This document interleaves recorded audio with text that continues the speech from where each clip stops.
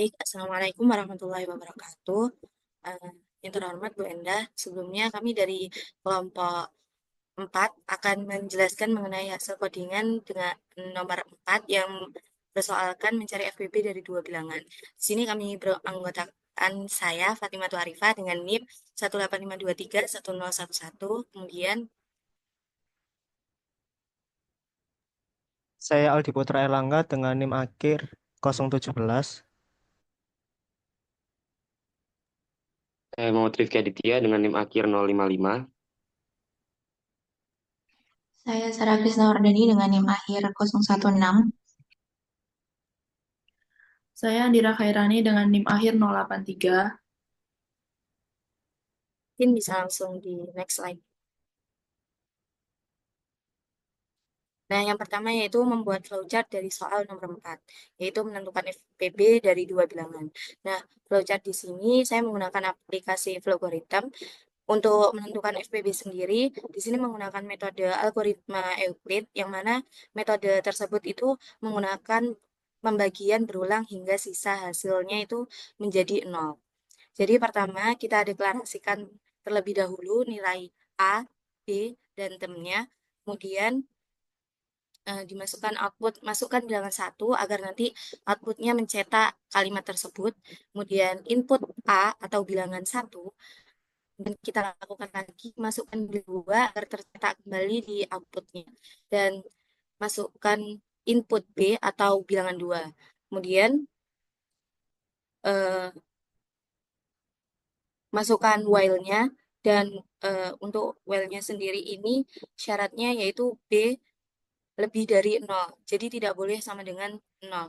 Kemudian nanti di sini untuk menggunakan metode algoritma Euclid-nya ini, B-nya disama dengankan A modulus B atau A dibagi B dan bersisa sedemikian hasilnya. Kemudian saat sisanya sudah mencapai 0 atau habis, maka program tersebut nanti akan berhenti.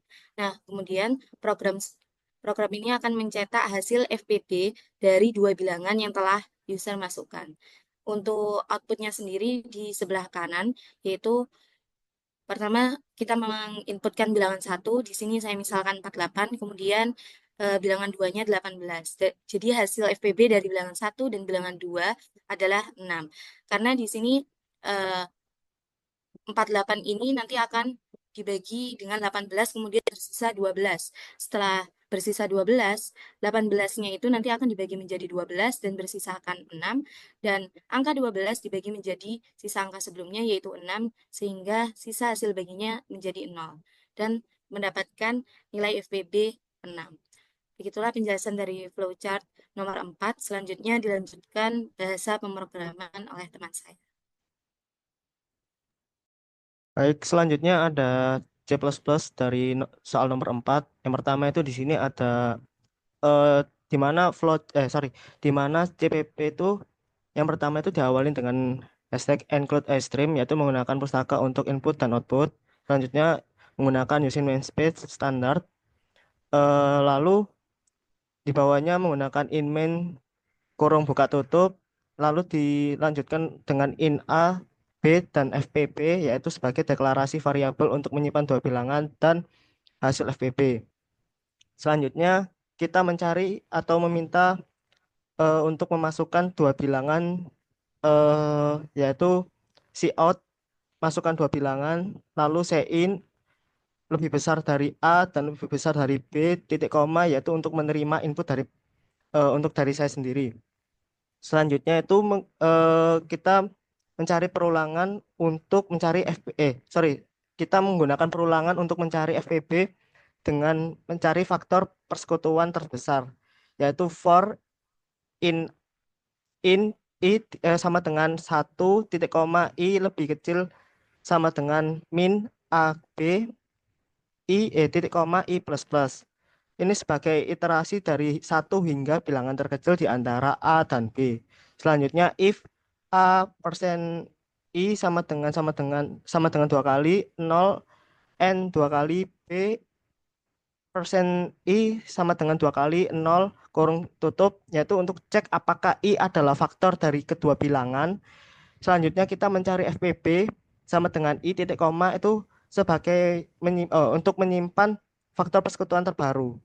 Selanjutnya untuk menampilkan hasil FPB itu menggunakan cout lebih kecil dari lebih kecil lebih kecil eh, petik 2 faktor persekutuan terbesar FPB dari petik 2 lebih kecil A lebih kecil petik 2 dan lebih kecil B lebih kecil petik 2 adalah titik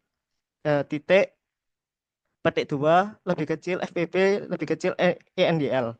Selanjutnya return 0 titik koma itu untuk mengembalikan 0 sebagai tanda program berhasil dieksekusi atau finishing. Dan untuk sebagai contohnya itu kita masukkan dua bilangan seperti 12 dan 18, yaitu FPB-nya dari 12 dan 18 adalah 6.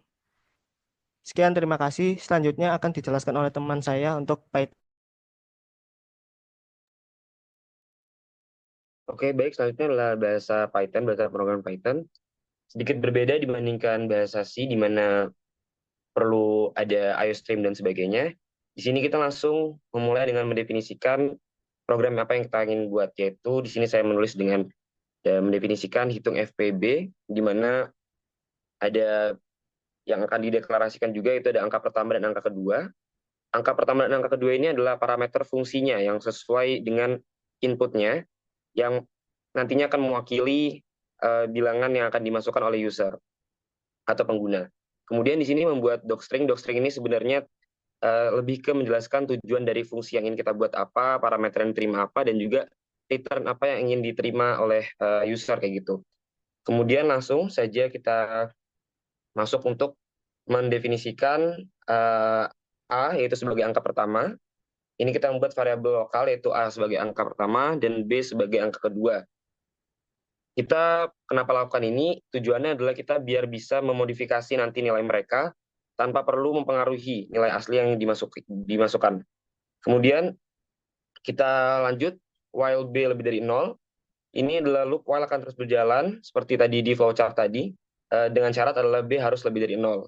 Ini adalah persyaratan dari algoritma Euclidean sendiri, di mana untuk menghitung FPB itu. Kemudian lanjut, yaitu ada temporary sama dengan B. Makna dari baris ini adalah lebih ke bagaimana kita membuat variabel sementara temporary dengan menyimpan nilai B di dalamnya.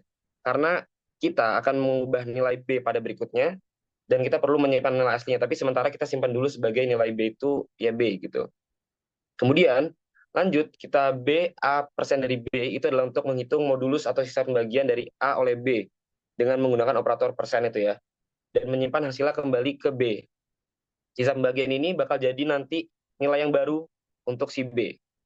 Kemudian lanjut ke A sama dengan temporary, ini menggantikan nilai B yang setelah diubah, yang akan diubah, baris ini jadinya menetapkan nilai temporary yang sebelumnya adalah B ke variabel A. Sehingga nilai menjadi A, bukan B lagi, kayak gitu. Setelah itu akan menjadi return A. Return A ini adalah variabel A yang sudah berisi nilai FPB dari kedua bilangan inputnya. Jadi baris ini mengembalikan nilai, tapi udah berupa FPB. Baru kita masuk ke print program mencari FPB.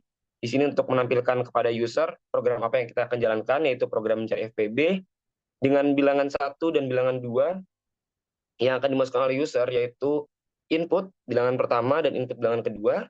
Lalu kita masukkan hasil dari FPB-nya, yaitu memanggil kembali lagi fungsi hitung FPB dengan bilangan 1 dan bilangan 2 sebagai argumen yang pernah kita tulis, yang nantinya akan disimpan ke dalam nilai variabel FEB.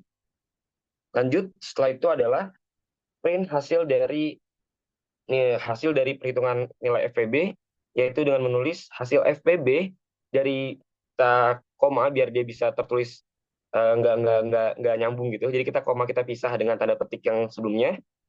Hasil FPB dari bilangan pertama, kemudian kita tanda petik lagi, dan hasil FPB dari bilangan kedua. Itu adalah nilai FPB yang udah kita hitung, di mana itu adalah nilai dari A itu sendiri. Mungkin untuk penjelasan dari bahasa pemrograman Python, jadi saya cukup sekian. Bisa lanjutkan ke bahasa pemrograman berikutnya.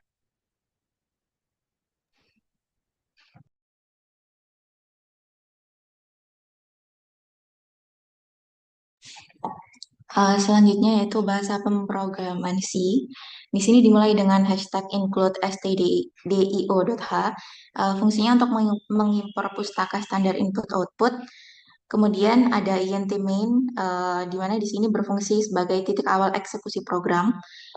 Kemudian mendeklarasikan 3 variabel bertipe integer yaitu A, B, dan juga FPB, di mana di sini A dan B akan menyimpan 2 bilangan yang akan dicari FPB-nya. Di sini yaitu 12 dan juga 18. Dan juga integer FPB yang akan digunakan untuk menyimpan nilai FPB dan diinisialisasi dengan angka 1, yaitu nilai FPB minimal. Kemudian int main, di mana baris ini akan mencari nilai terkecil antara A dan B, yang kemudian nilainya akan disimpan dalam variabel min dan akan menjadi batas atas dalam perulangan.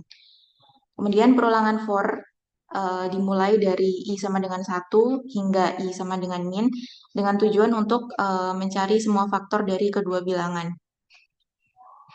Dalam perulangan tersebut, if akan mengecek apakah I habis membagi A dan B. Jika benar, maka FPB akan diperbarui dengan nilai I, dan loop akan terus berjalan sampai nilai min. Dan FPB terakhir adalah yang tersimpan adalah nilai yang terbesar. Kemudian printf berfungsi untuk menampilkan hasil FPB ke layar, dan juga return 0 yang menandakan program selesai dengan sukses. Sekian untuk pemrograman C. Silakan dilanjut untuk pemrograman selanjutnya. Yang selanjutnya itu pemrograman Java. Kita menggunakan perawalan public class FPB itu sebagai wadah dari program Java ini. Menggunakan metode hitung FPB, input A, input B, dengan algoritma Euclidean, sama seperti yang tadi digunakan. Itu dimulai dari public static sampai dengan return A. Fungsi metode menggunakan persekutuan terbesar FPB ini dari 2 bilangan. Dan proses kerjanya selama B tidak 0, lakukan operasi A modulus B, tukar nilai A dengan B dan B dengan modulus A. Ketika B sama dengan 0, nilai A adalah FPB. Dan yang selanjutnya, kita menggunakan metode mainstring ARGS, program utamanya, dimulai dari static void mainstring.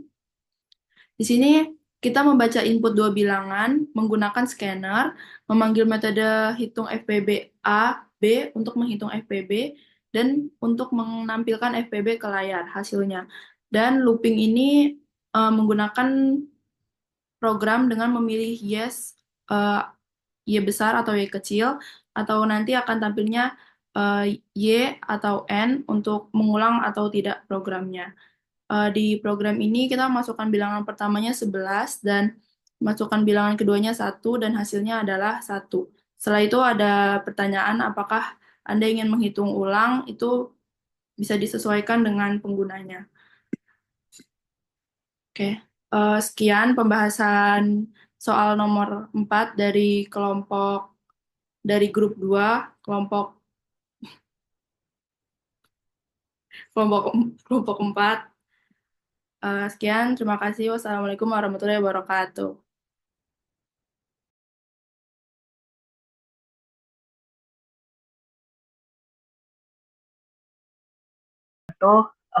Jadi kami dari kelompok 5 dari grup 2 akan menjelaskan tentang bagian soal nomor 5. Di sini kami beranggotakan 5 orang, yaitu yang pertama saya sendiri, Stefania Aulia Putri dengan NIM 026. Kemudian ada Karisa Iftitah, kemudian Suara Jisoko, Jihan Khairuna, dan Fordes. Lanjut saja. Jadi soal nomor 5.